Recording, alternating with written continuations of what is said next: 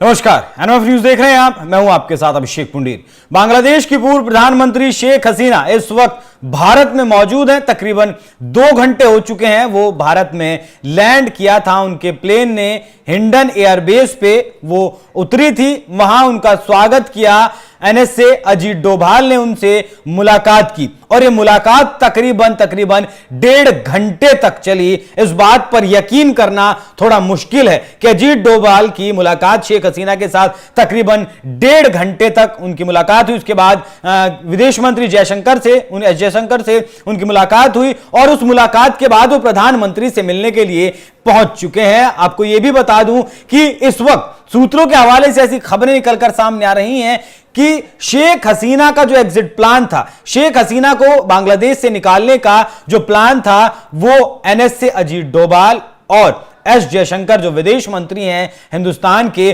उन्होंने ही बनाया था। इस वक्त जो तस्वीरें आप अपनी स्क्रीन पर देख रहे हैं, फुल फ्रेम दिखाइएगा इन्हें, ये उस वक्त की तस्वीरें हैं जिस वक्त बांग्लादेश से शेख हसीना को बाहर निकाला गया था। और खबरें इस वक्त यहां ऐसी भी आ रही हैं कि आज ही हिंदुस्तान में, भारत में 12 बजे एक हाई लेवल मीटिंग हुई थी, जिस मीटिंग में शेख हसीना का एग्जिट प्लान तैयार किया गया। उसके बाद वो प्लान पहुंचाया गया शेख हसीना के पास और तब जाकर शेख हसीना ने अपना इस्तीफा दिया और वहां से वो निकल आई हैं। तो इस वक्त की बड़ी खबर यही है कि सूत्रों के हवाले से जो खबर है कि जो प्लानिंग की है वो अजीत डोभाल ने की है निकालने की, और आगे क्या कुछ करना है उसकी प्लानिंग भी एनएसए अजीत डोभाल ही करेंगे। तो सबसे पहले, जैसे मैंने आपको बताया, अजीत डोभाल से उनकी मुलाकात हुई। 1.5 घंटे तक ये मुलाकात चली। पश्चिमी वायु कमान प्रमुख एयर मार्शल पीएम नरसिम्हा ने भी शेख हसीना से मुलाकात की। अब यह भी सामने आया कि शेख हसीना के भारत आने से पहले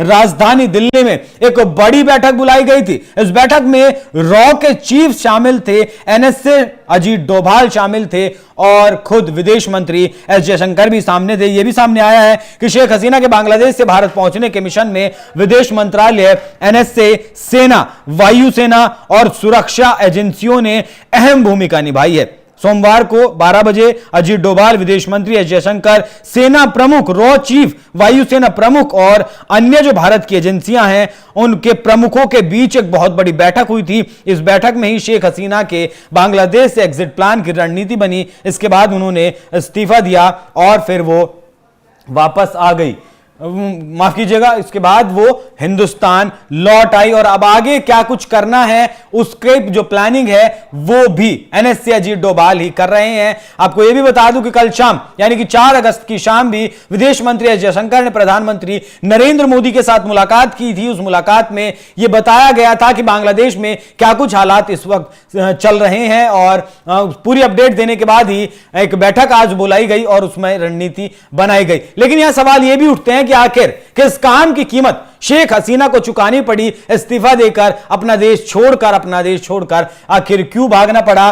क्या शेख हसीना को इस बात का अंदाजा हो गया था कि अब बगावत उनके खिलाफ होगी और सेना भी उनकी सुरक्षा उनकी सुरक्षा कर रही है वो भी अब उनका साथ छोड़ देगी और तख्ता पलट की स्थिति बांग्लादेश में बन जाएगी? ये आभास शेख हसीना को हो चुका था। शायद इसीलिए उन्होंने भारत से संपर्क किया, एनएसए, हमारे देश के एनएसए ने, और विदेश मंत्री एस जयशंकर ने उनके एग्जिट का प्लान बनाया। तो फिलहाल सेना जो प्रमुख है बांग्लादेश के, उन्होंने कहा है जल्दी राजनीतिक दलों के साथ बातचीत कर अंतरिम सरकार का गठन किया जाएगा। तो जो भी कुछ बांग्लादेश से जुड़े अपडेट होते हैं या शेख हसीना जो इस वक्त भारत में मौजूद हैं वो भारत में ही शरण लेती हैं या फिर यूरोप के लिए आगे निकलती हैं, फिनलैंड जाती हैं, लंदन जाती हैं, वो भी अपडेट एनएमएफ न्यूज आप तक सबसे पहले पहुंचाता रहेगा। इस खबर पर क्या कुछ आपकी राय कमेंट कर जरूर बताएं। नमस्कार।